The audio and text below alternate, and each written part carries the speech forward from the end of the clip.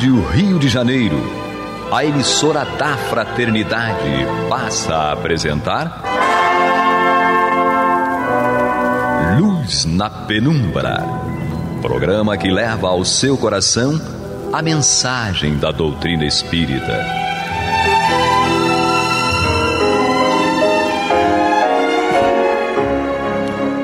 E com vocês, André Afonso Monteiro, para o estudo do livro A Gênese, da obra codificada por Allan Kardec.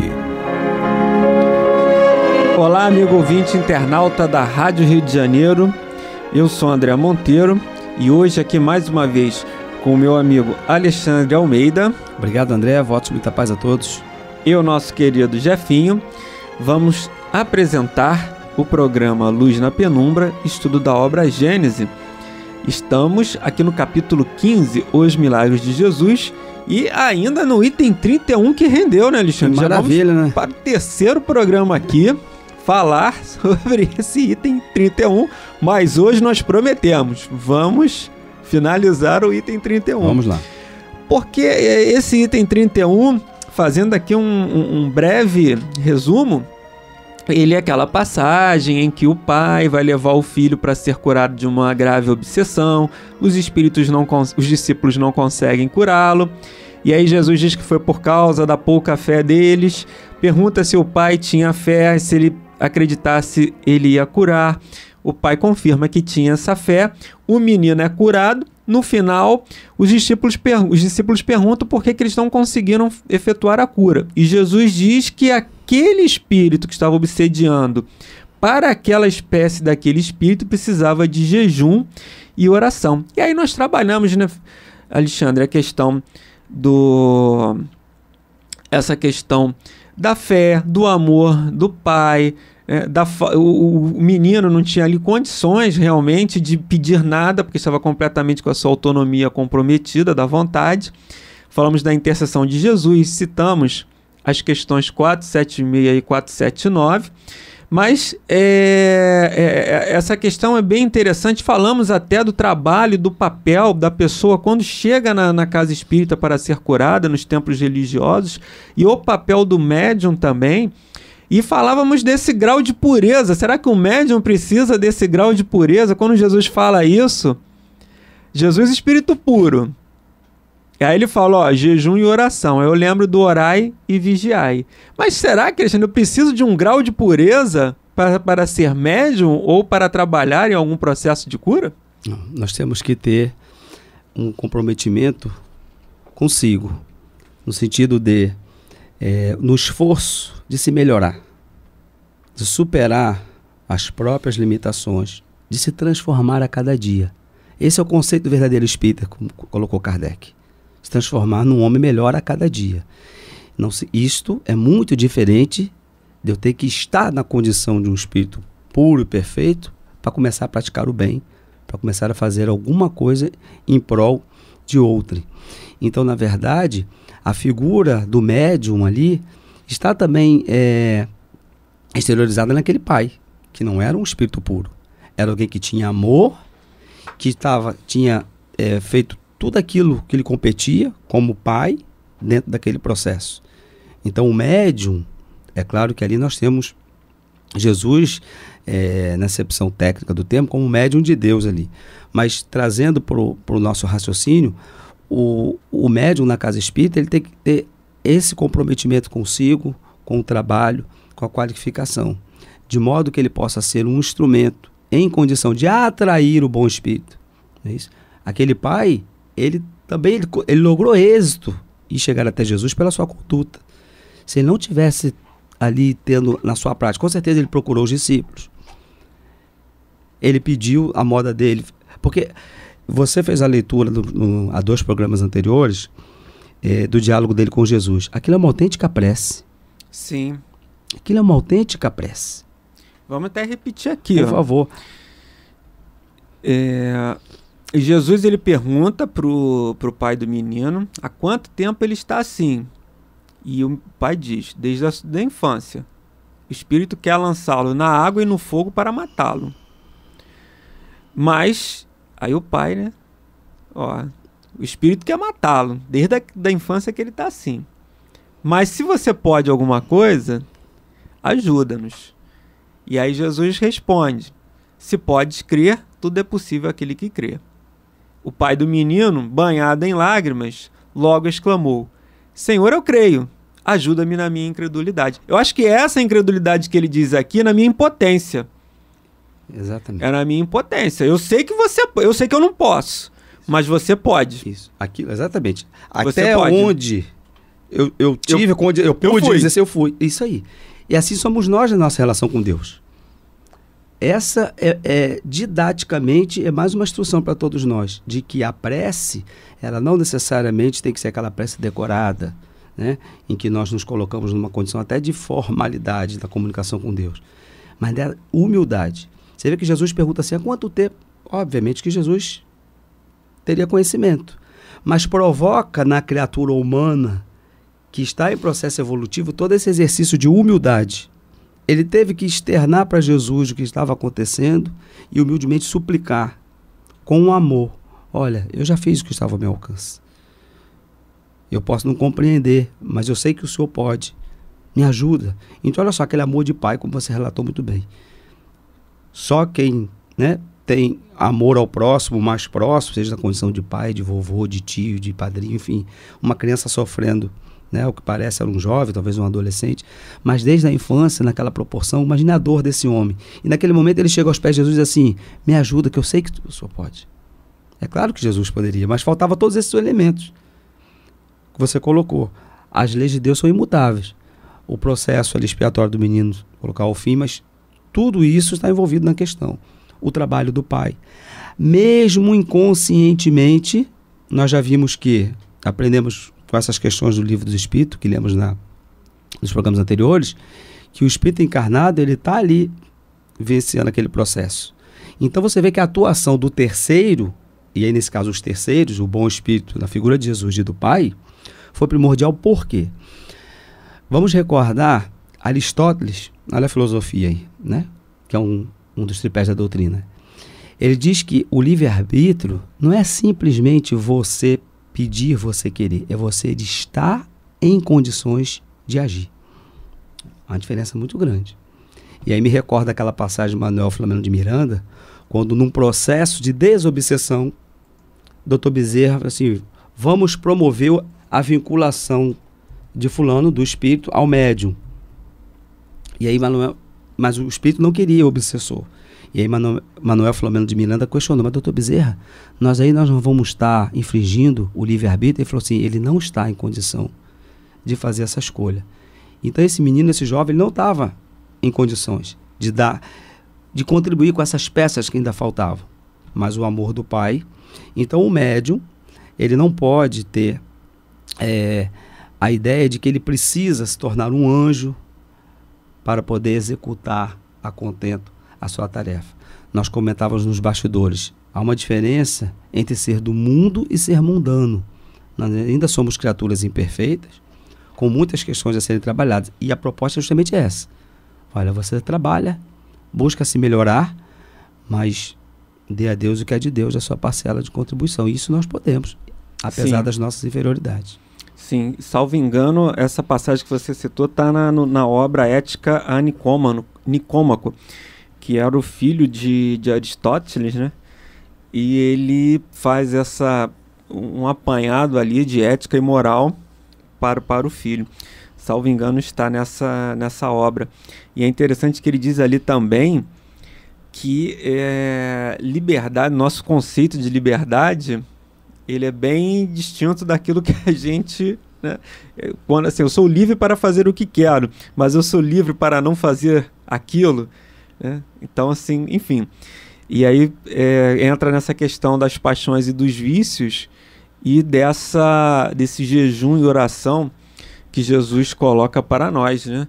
Que não é esse jejum e oração, esse jejum não significa das questões materiais, né? Alimentação, enfim.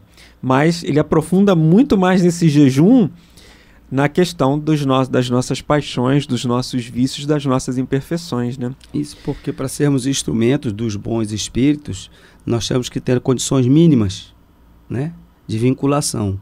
Então, a vigilância, né, do nosso comportamento, das nossas tendências, a vigilância ela é importante para estabelecermos uma sintonia perfeita com aqueles que vão nos auxiliar. Então, nesse sentido, é o jejum sob o aspecto na acepção técnica, né, da questão. Muito bem. Aqui no item 32, Alexandre, Kardec ele traz agora, item 32 do livro A Gênese, capítulo 15, Os Milagres de Jesus. Lembrando mais uma vez que estou aqui em companhia do nosso querido Alexandre, com a companhia do nosso querido Alexandre Almeida, e ali na técnica do nosso Jefinho.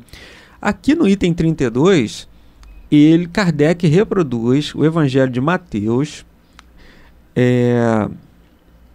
nos itens 22 a 28, né, em que agora, quando logo após essa cura, os fariseus começam a criticar. Então os fariseus vão dizer, né? Apresentaram-lhe então um possesso cego e mudo, e ele o curou, de modo que o possesso começou a falar e ver. O povo todo, cheio de admiração, lhes diziam: não é esse o filho de Davi? Mas os fariseus, ouvindo isso, diziam: esse homem não expulsa os demônios, senão pela virtude do Belzebu, o príncipe dos demônios. E aí Jesus traz uma narrativa tão interessante, Alexandre, e vamos ver se isso se aplica ao nosso atual momento. Vamos lá. Da humanidade. E aí o evangelista traz o seguinte, né? Jesus, conhecendo os seus pensamentos, disse-lhes: todo reino dividido contra si mesmo será arruinado. Será que nós estamos divididos hoje? Sim. Todo reino dividido contra si mesmo será arruinado. E toda cidade ou casa dividida contra si mesma não poderá subsistir. E aí a gente começa a entender até aquela outra passagem que ele diz: eu quero que eu não vim trazer a paz, mas sim a divisão e a espada, não é isso? Jesus Perfeito, não fala isso? Mas ele diz isso, que ele não quer o povo dividido. Ele está dizendo isso porque o meu evangelho vai provocar uma transformação e muitos vão lutar, guerrear contra esse meu evangelho.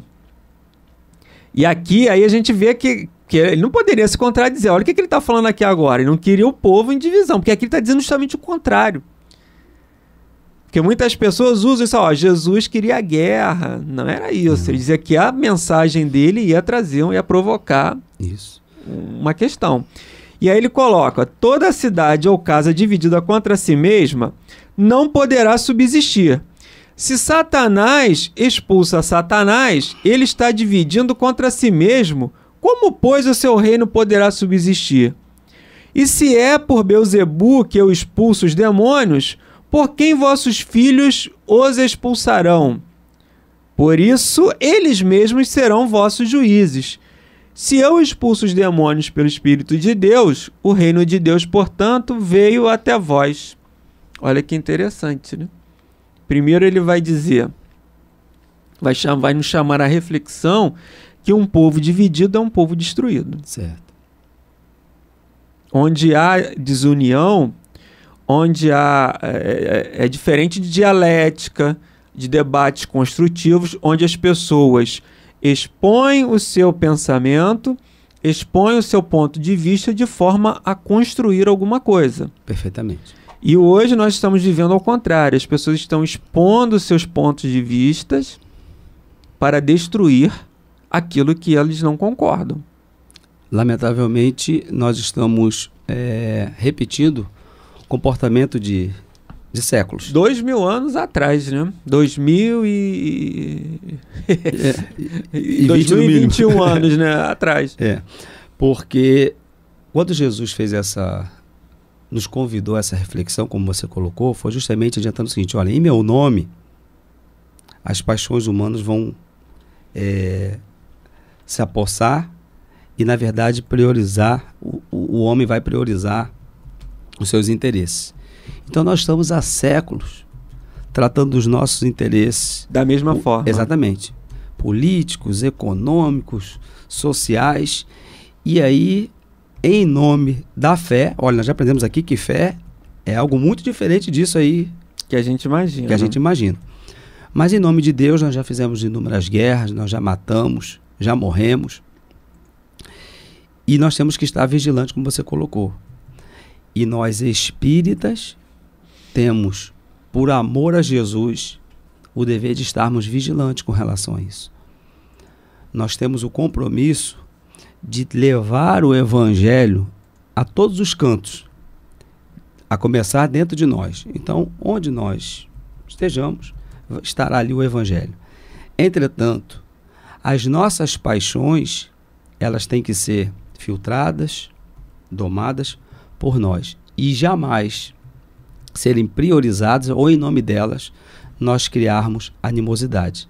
Sobretudo num ambiente que envolva o esclarecimento espiritual, o socorro. Nós estamos em pleno século XXI, mas, como você colocou muito bem, repetindo os comportamentos de outrora. Em nome das nossas opiniões, das nossas paixões, nós vamos criando, às vezes, rupturas, e quando vemos, está ali divisão. E aí, como o Dr. Bezerra colocava, a casa vai ruir. Temos que estar atentos à essência da mensagem. O que comporta a mensagem? O que nós podemos trazer para a casa espírita? Como debate o Evangelho, o estudo, e termos a nossa convivência amistosa, aquilo que venhamos a ter como divergência, termos o equilíbrio de construir, mas não permitir que a casa, e aí que agora eu vou, seja a Casa Espírita, ou a Rádio Rio de Janeiro, o movimento espírita, a doutrina em si, permitir que as nossas paixões, a nossa opinião pessoal, isso tudo venha a prevalecer. Então, nesse momento delicado em que vivemos, temos essa responsabilidade, porque nessa transição planetária, toda a colaboração ela vai ganhar uma potencialidade muito grande, seja positiva ou negativa. Essa é uma questão bem interessante aqui para a gente discutir, e você vê que a gente precisa de uma união, né, para colaborar, para todos construirmos um mundo mais edificante, mais adequado. E essa era até a proposta dos sábios da Grécia, da antiguidade. Era você se reunir para discutir os problemas e buscar as soluções de uma forma pacífica, não dessa forma como nós estamos vivenciando hoje, com os exemplos que nós temos verificados, né? Mas, muito bem, vamos avançar aqui no item 33 agora, Alexandre. Aqui Kardec ele vai fazer, na verdade, começa a fazer os comentários, né? Ele diz que as libertações de possessos se situam com as curas entre os atos mais numerosos de Jesus. Vai dizer que os atos mais numerosos que Jesus, que tem relatos nos evangelhos, são as desobsessões. E ele diz que os fatos dessa natureza existem alguns como narrado no item 30, em que o possesso não é evidente. É provável que naquela época, como acontece ainda em nossos dias, diz Kardec, se atribuísse à influência dos demônios todas as enfermidades cuja causa era desconhecida, principalmente a mudez, a epilepsia e a catalepsia. E você vê que o Dr. Bezerra de Menezes traz uma obra muito interessante que ele fala isso. Tem alguns casos que são catalogados como problemas psiquiátricos ou psicológicos, quando na verdade era a influência do espírito, né? Que Kardec, né? Ele vai dizer que se atribuía a influência dos espíritos a essas enfermidades. O Dr. Bezerra diz que a maioria daqueles problemas de loucura ali eram problemas de influenciação espiritual. E aí Kardec diz aqui, porém existem outros casos em que não há dúvidas quanto à ação dos maus espíritos. Aqui ele vai dizer que ele estava tendo uma epilepsia, estava tendo um problema de mudez, né?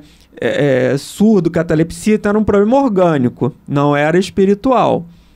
Aqui ele vai dizer, já coloca o seguinte, né? Que existem casos em que não há dúvidas quanto à ação dos maus espíritos. Eles têm uma analogia tão marcante com aqueles de que somos testemunhas, que neles se reconhecem todos os sintomas desse gênero de afecções. Em tal caso, a prova da participação de uma inteligência oculta ressalta de um fato material. São as inúmeras curas radicais obtidas em alguns centros espíritas, apenas com a evocação e a moralização dos espíritos obsessores, sem magnetização nem medicamentos, e muitas vezes na ausência do paciente e a grande distância dele. É aquelas... a irradiação, né? Aquele trabalho de irradiação que é feito também nas casas. A imensa superioridade do Cristo lhe dava tal autoridade sobre os espíritos imperfeitos, então chamados demônios, que era-lhe suficiente ordenar que eles se retirassem para que não pudessem resistir a essa injunção. Olha que interessante, né? Que ele trabalha as reuniões públicas de desobsessão, em que você vai lá, coloca o nome, o endereço, e aquelas evocações são feitas ali naquelas reuniões fechadas. Isso. Porque é importante essa ressalva de que as reuniões de socorro espiritual, de desobsessão, serem privativas. Já tive uma experiência de testemunhar um caso em que a casa em questão tinha o trabalho desta ordem aberto ao público. Sim. E o paciente presente, quando a entidade, o obsessor, encontrou sintonia no médium, ele se sentiu à vontade para promover ali, na verdade, um verdadeiro embate e provocar o paciente, que estava presente e, na verdade, infelizmente, ficou até mais traumatizado com a questão. Então aqui nós vemos a importância, olha as ferramentas que nós falamos, né? Dessa qualificação, de modo que essa terapêutica, ela possa, para que ela tenha melhores resultados, tenhamos alguns cuidados. E aqui nós temos essa ressalva. Muito importante que nos trabalhos que envolvam a doutrinação, o paciente não esteja presente. E aí, o recurso, justamente como você colocou, além da possibilidade do diálogo direto com o obsessor, o fato de socorrermos a vítima, no caso, à distância, através da irradiação, onde os pensamentos, a prece, vai contribuir para que a cura se promova em algum momento.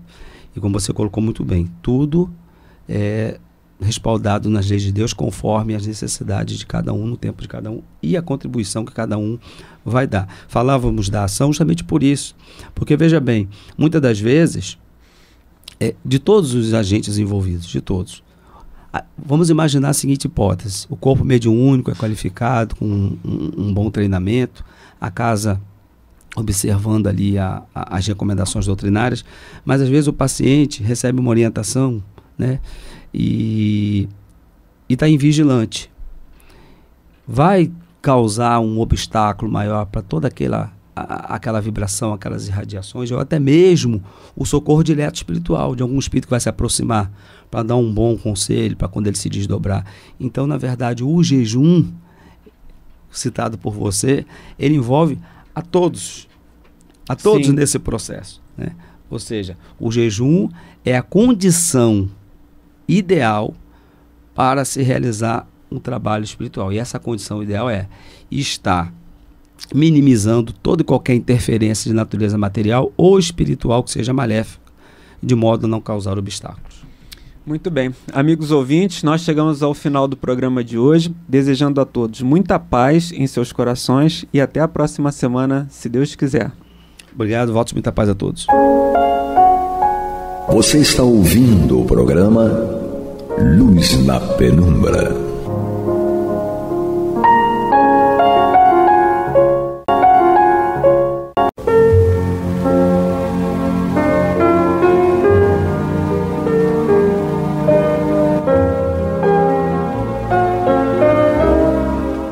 Rádio Rio de Janeiro está levando ao seu lar e ao seu coração a mensagem consoladora da doutrina espírita, através do programa Luz na Penumbra.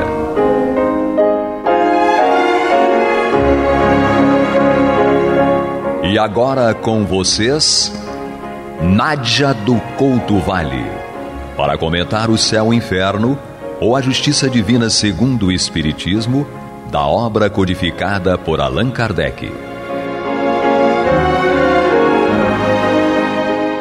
Amados e amadas ouvintes e internautas, que a paz de Jesus permaneça conosco hoje e sempre.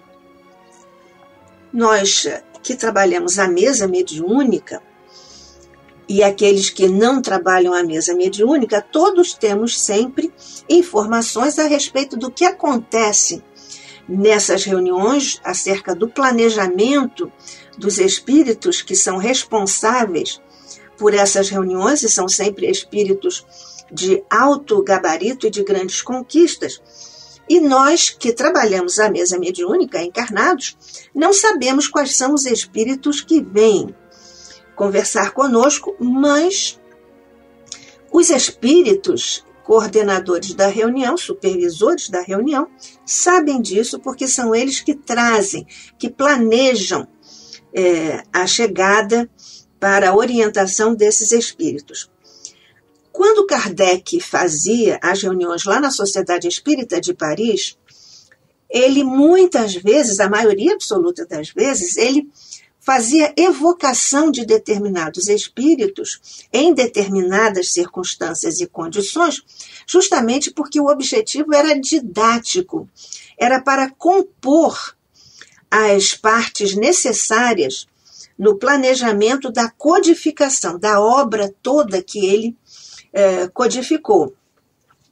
E em algumas ocasiões, alguns espíritos apresentaram-se sem que Kardec os tivesse convidado ou evocado. É o caso deste espírito que nós vamos hoje estudar. Na verdade, os espíritos que vêm à reunião mediúnica, eles vêm, comparecem, assistem, ouvem, depois conversam conosco, e esses são momentos muito delicados para o espírito que expõe, porque ele vem ali e, de uma certa forma, desnuda a sua intimidade, os seus sentimentos, que são delicados, os seus arrependimentos, as suas dificuldades, a sua falta e incapacidade mesmo de perdoar, que é generalizada para todos nós, não é?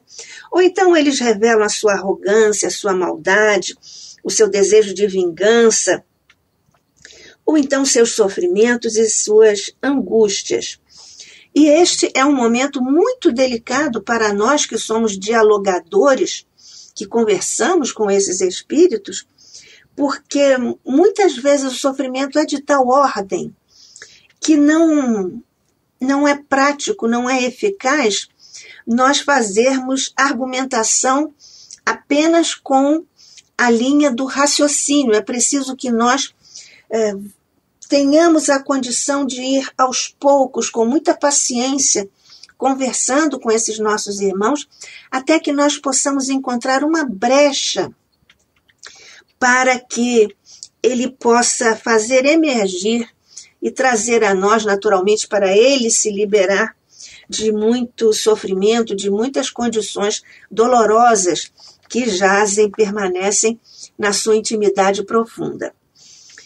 Nós, então, neste quadro de reuniões comuns, temos essas experiências que são riquíssimas para todos nós, mas o caso deste nosso irmão comunicante foi um caso diferenciado porque ele se apresentou em uma comunicação espontânea lá na Sociedade Espírita de Paris, em agosto de 1863. Eric Stanislas apresentou-se lá. Kardec nos apresenta esse espírito aqui na segunda parte, no capítulo 3º desta obra O Céu e o Inferno, a Justiça Divina segundo o Espiritismo, e que é uma parte, ou um capítulo, no qual ele nos apresenta os espíritos em condições medianas.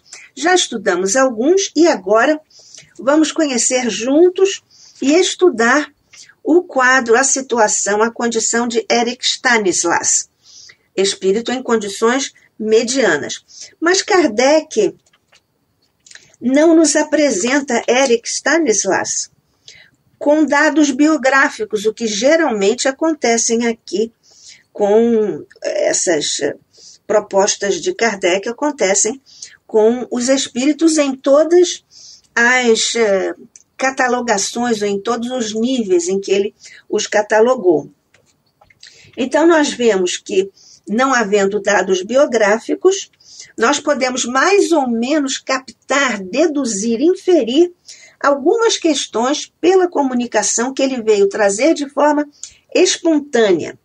Nós vemos, por exemplo, que ele é um espírito sensível às vibrações do ambiente da reunião mediúnica e ele começa assim a nossa, digamos assim, o nosso estudo da comunicação que ele deixou à mesa mediúnica ou levou à mesa mediúnica. Ele começa assim, e de acordo com a nossa experiência, a mesa mediúnica, nós vemos aqui que é uma participação com responsabilidade à mesa mediúnica. Então, ele diz assim em agosto de 1863: que ventura nos proporcionam as emoções vivamente sentidas por valorosos corações.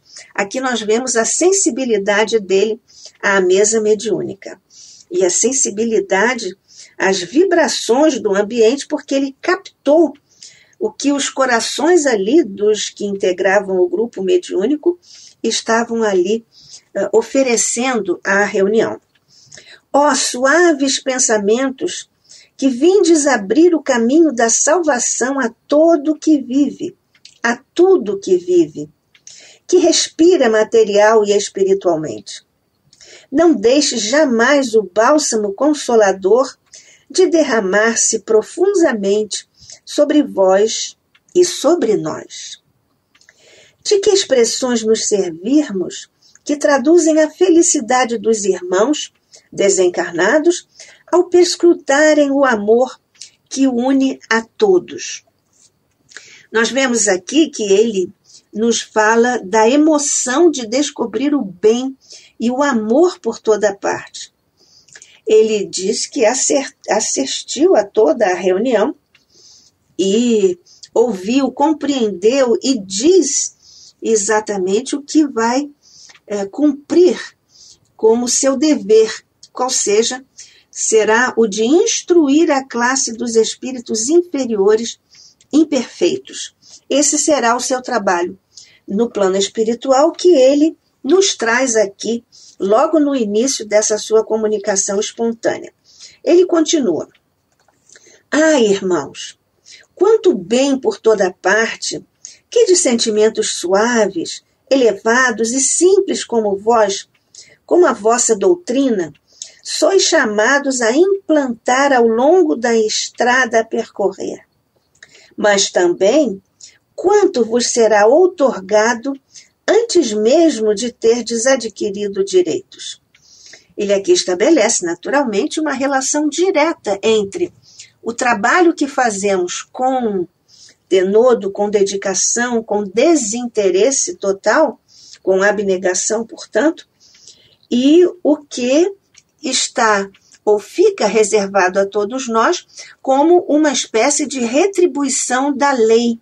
Porque a lei, como tudo é amor, quando nós vibramos amor, nós recebemos amor, porque a reciprocidade guarda a categoria de lei no universo. Portanto, se nós oferecemos amor, é amor que nós recebemos.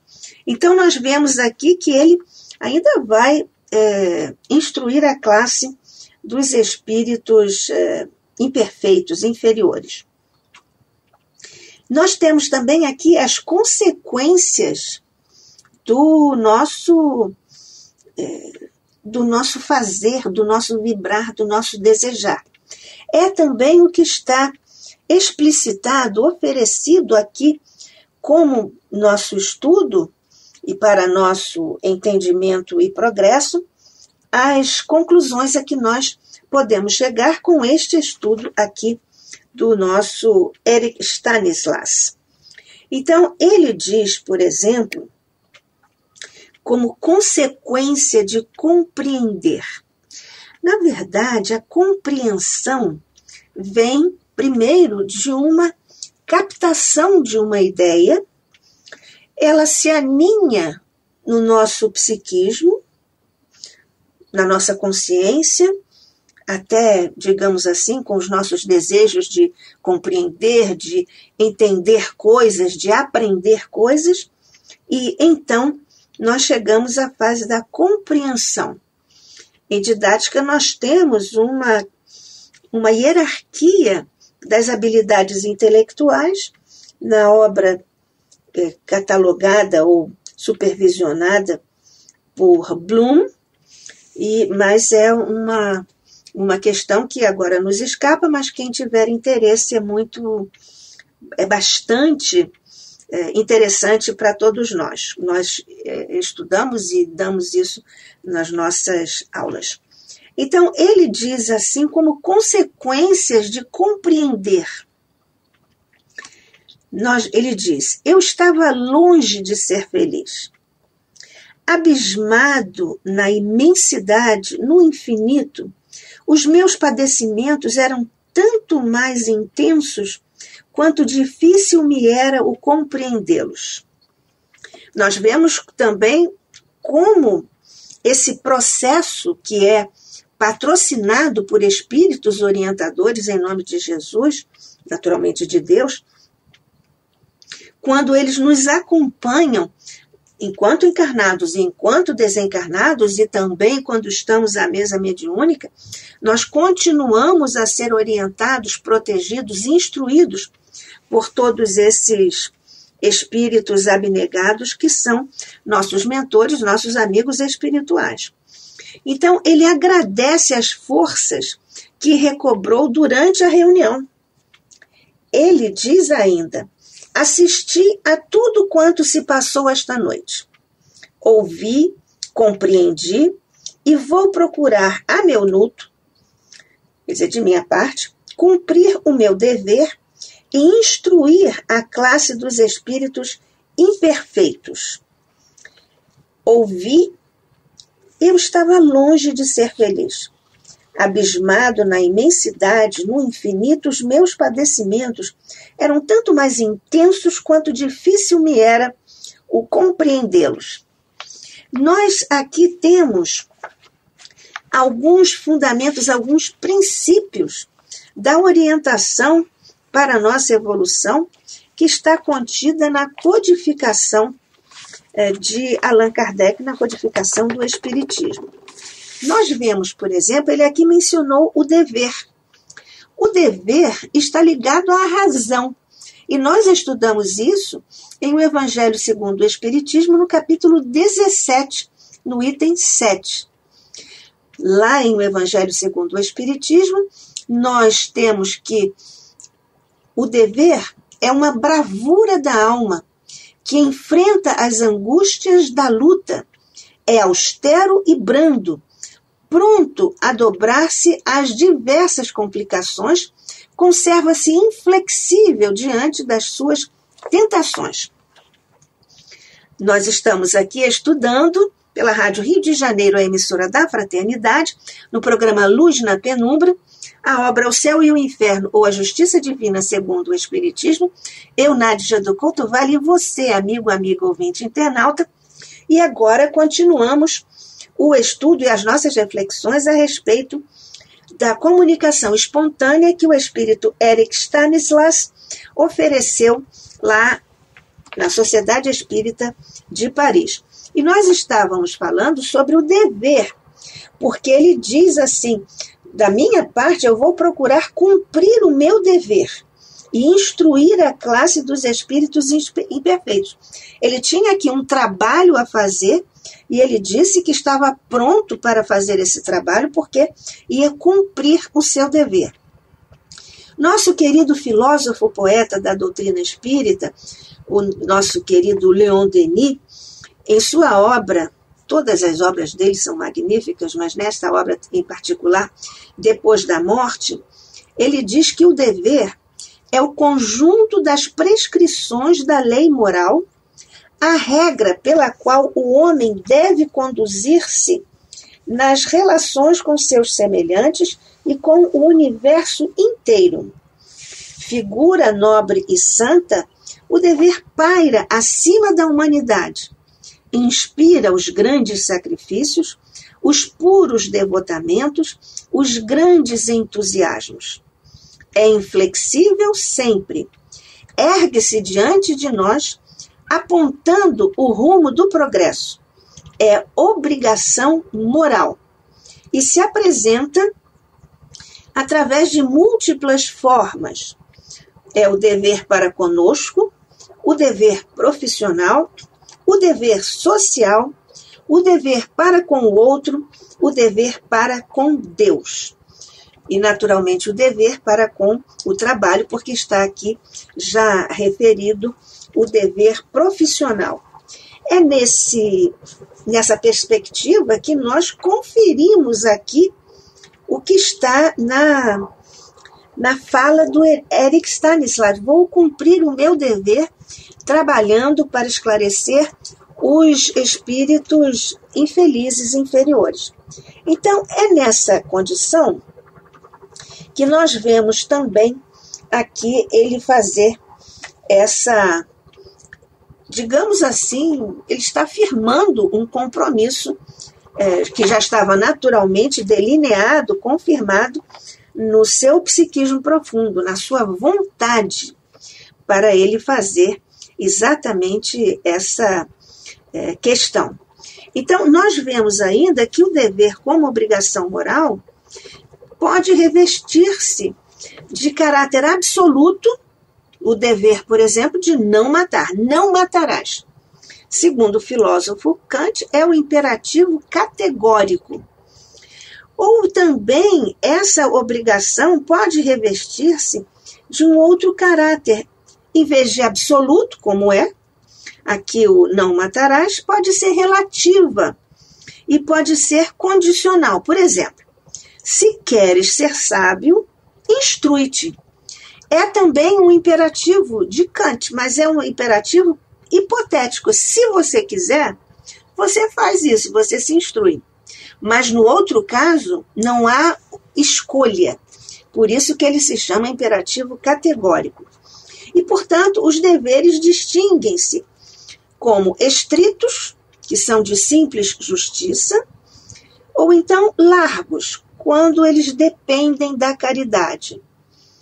E pode vir, por exemplo, da consciência individual, que é a obrigação moral propriamente dita, que Rousseau denominou de voz da consciência.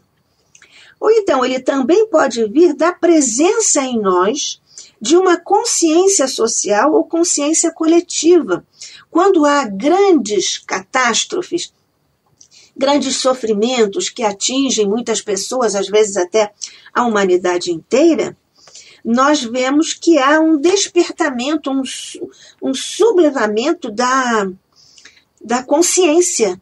E aí nós nos damos conta de que nós fazemos parte da humanidade, nós fazemos parte de um grupo social e, portanto, há uma consciência coletiva que nos remete a uma ação deliberada, porque nós não podemos, no estágio evolutivo em que nos sentimos despertos para agir na direção do atendimento à necessidade do nosso irmão, nós não podemos fazer de outra maneira. Mas, às vezes, existem confrontações entre as situações que se apresentam para nós. Por exemplo, entre o dever da consciência e o dever social. Nós acabamos de falar sobre isso. O que é o dever da consciência? é aquele, não sei se você leu, se não leu, leia Antígona, o grande drama. Antígona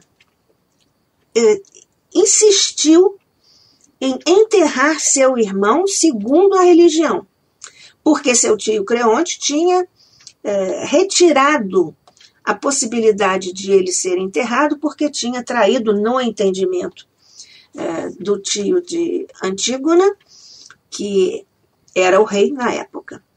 Então tem o dever da consciência, ela tinha que enterrar o seu irmão, o corpo do seu irmão, e o dever social. O dever social é aquele que nos impulsiona e que impulsionou na mesma tragédia o rei Creonte a recusar o enterro ritual, porque o dever social ele tinha que cumprir a lei social. Então, há ainda um outro exemplo de conflito de deveres, quando, por exemplo, um problema é lançado por aqueles que, por motivos e pretextos, até pretextos religiosos, políticos ou quaisquer outros, recusam-se a cumprir as suas obrigações, por exemplo, militares. Há criaturas, há homens jovens que não querem, eles não querem ficar no serviço militar porque a religião é contrária a isso, ou porque do ponto de vista político eles discordam do governante que declarou guerra e assim subsequentemente. Então nós vemos que nesta situação Erik Stanislas diz que ele vai cumprir o dever. Nós vamos apenas aqui retomar essa parte da comunicação espontânea de Erik Stanislas. Ele diz: assisti a tudo quanto se passou esta noite. Ouvi, compreendi e vou procurar, a meu luto, de minha parte, cumprir o meu dever e instruir a classe dos espíritos imperfeitos. Ouvi. Eu estava longe de ser feliz. Abismado na imensidade, no infinito, os meus padecimentos eram tanto mais intensos quanto difícil me era o compreendê-los. Bendito seja Deus que me permitiu vir a um santuário que não pode ser franqueado impunemente pelos maus. Aqui é muito interessante nós vermos a regência franqueado pelos maus. Que sentido é esse? Porque normalmente nós dizemos que uma coisa não pode ser franqueado, liberado para algumas pessoas, a algumas pessoas. Mas aqui é muito interessante a sutileza do que diz Erik Stanislas. Bendito seja Deus que me permitiu vir a um santuário. A reunião com todo aquele clima, aquela psicosfera preparada e ali coordenada pelos espíritos superiores que assistem às reuniões mediúnicas, assistem no sentido de ajudarem, serem responsáveis. Então, esse santuário que não pode ser franqueado impunemente aos maus ou pelos maus. Aqui o pelos maus é que os maus não podem, porque não têm condição de franquear, de abrir esse santuário, essa psicosfera, esse conjunto de vibrações espirituais, porque eles não têm isso para oferecer. Então, não pode ser franqueado aos maus. Eventualmente pode, porque nós sabemos que Deus quer que todos os seus filhos sejam assistidos. E então, essa psicosfera, essa vibração do ambiente espiritual também recebe os espíritos chamados maus.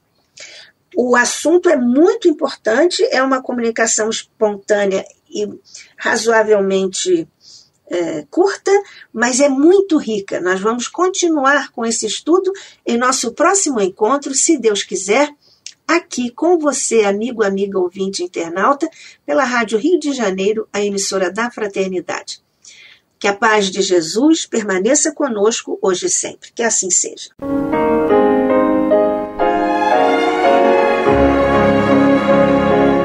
E vamos ouvir agora a prece de encerramento de nosso programa, na voz de Geraldo de Aquino. Jesus, dá-nos coragem para a luta, piedade para os insultos e misericórdia para as injustiças e ingratidões. Limpa nossa alma de inveja e ambições mesquinhas, de ódio e de vingança o nosso caminho. E que dentro em pouco, ao recolher-nos de novo ao calor do nosso leito, para que o sono nos dê a paz e o esquecimento das tristezas humanas, possamos sentir, Senhor, no mais íntimo de nosso ser, a doçura indefinível do Teu amor e a grandeza incomparável da Tua divina presença. Que assim seja.